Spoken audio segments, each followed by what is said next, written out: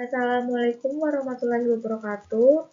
Perkenalkan, nama saya Iha Solihah dari kelas MJ303. Pada kesempatan ini, saya akan mempresentasikan hasil analisis laporan keuangan PT Telekomunikasi Indonesia Persero Tbk sebagai jawaban mata kuliah Manajemen Keuangan 1 dengan dosen pengampu Ibu Pusika Ayuningpuri. Nama perusahaan yaitu PT Telekomunikasi Indonesia Persero Tbk, bergerak di sektor industri telekomunikasi dan teknologi. Laporan keuangan tahunan berada di tahun 2024 dan telah tersedia di pelaporan Bursa Efek. Ruang lingkup bisnis perusahaan ini menyediakan layanan telekomunikasi, data, infrastruktur jaringan, dan solusi digital untuk pelanggan retail maupun korporat di Indonesia. Analisis rasio keuangan yaitu 1. Rasio likuiditas. Rasio likuiditas menunjukkan kemampuan perusahaan memenuhi kewajiban jangka pendeknya. Contoh dua rasionya yaitu current ratio dan quick ratio. Current ratio yaitu aset lancar baik kewajiban jangka pendek. Pada tahun 2022, 78,2% menunjukkan 2023 77,7%, 2024 82,2%. Meskipun demikian, rasio meningkat pada tahun 2024 dibandingkan tahun-tahun sebelumnya. Dan ini perbaikan kemampuan likuiditas masih di bawah. Quick ratio yaitu menunjukkan hampir mirip dengan current ratio. Menunjukkan tahun 2024, Telkom memiliki siap menghadapi kewajiban jangka pendeknya dibanding tahun sebelumnya.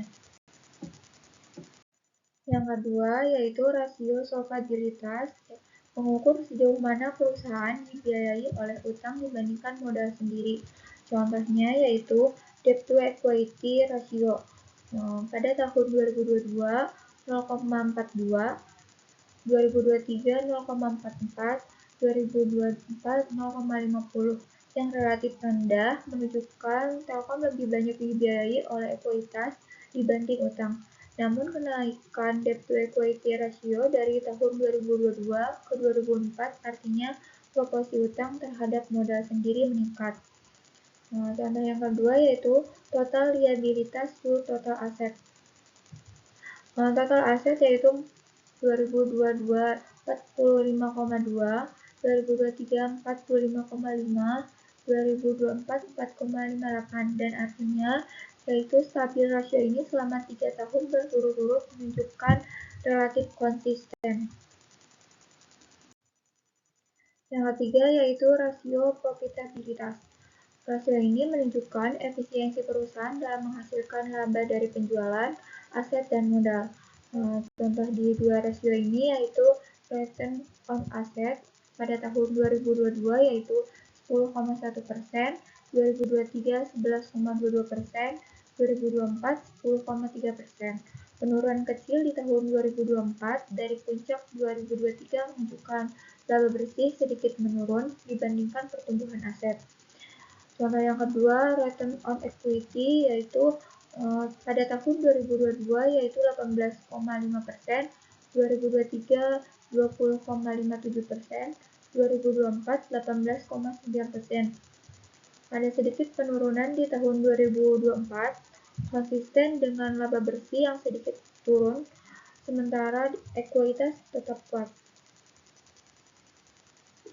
Yang keempat yaitu rasio aktivitas.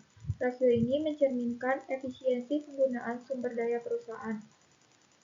Contohnya di dua rasio ini, total likuiditas to equity pada tahun 2022 84,4%, 2023 83,3%, 2024 84,4%. Rasio ini stabil, angka 84% menunjukkan Telkom menggunakan utang secara moderat dibandingkan modal sendiri. Yang kedua, rasio operating profit margin yaitu margin usaha. Pendapatan tahun 2022 yaitu 33,2%, 2023 29,7%, 2024 28,7%. Tren ini menurun berarti biaya operasional meningkat atau kontribusi margin dari revenue turun, sehingga efisiensi operasi sedikit melemah. Analisis tren. 1. Rasio likuiditas atau rasio tahun 2022 78,2%, 2023 77,7%, 2024 82,2%. Ada perbaikan likuiditas pada tahun 2024 setelah stagnasi di tahun 2022 sampai 2023, menunjukkan sedikit penguatan posisi kas dan piutang terhadap kewajiban jangka pendek. Yang kedua yaitu rasio solvabilitas.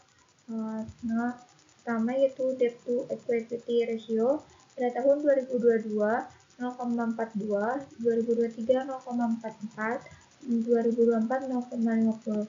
Kedua, total liabilitas total aset pada tahun 2022 4,58%, 2023 4,55%, 2024 45,8%. Yang artinya Telkom mempertahankan struktural modal yang sehat dengan utang yang tidak berlebihan, tetapi tren kenaikan debt to equity ratio perlu diawasi agar tidak terlalu bergantung pada utang. Yang ketiga, rasio profitabilitas yaitu return on asset pada tahun 2022 10,1%, 2023 mengalami kenaikan 11,2%, 2024 menurun 10,3%. Kedua, return on equity pada tahun 2022 18,5%, 2023 20,6%, 2024 18,9%. Yang tiga, operation profit marginnya pada tahun 2022 26,9%, 2023 naik 29,7%, 2024 turun 28,7%. Telkom yang artinya mempertahankan profitabilitas yang kuat meski terhadap sedikit penurunan performa pada tahun 2024 setelah puncak di tahun 2023. Yang keempat yaitu rasio aktivitas. Tren ini menunjukkan penurunan di tahun 2024, mengindikasikan biaya operasional yang relatif naik atau tekanan pada efisiensi operasi dibandingkan pendapatan. Bisa disimpulkan, PT Telekomunikasi Indonesia Persero Tbk memiliki kondisi keuangan yang kuat, stabil dan berdaya saing tinggi, terutama dari sisi profitabilitas dan struktur modal.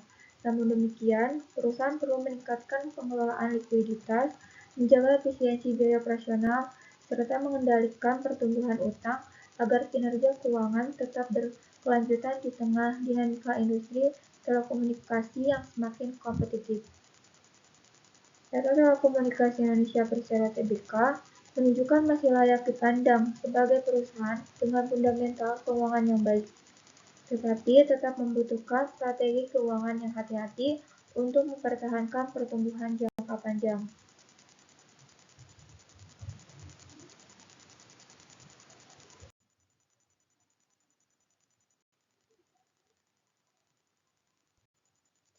Cukup sekian presentasi dari saya. Wassalamualaikum warahmatullahi wabarakatuh.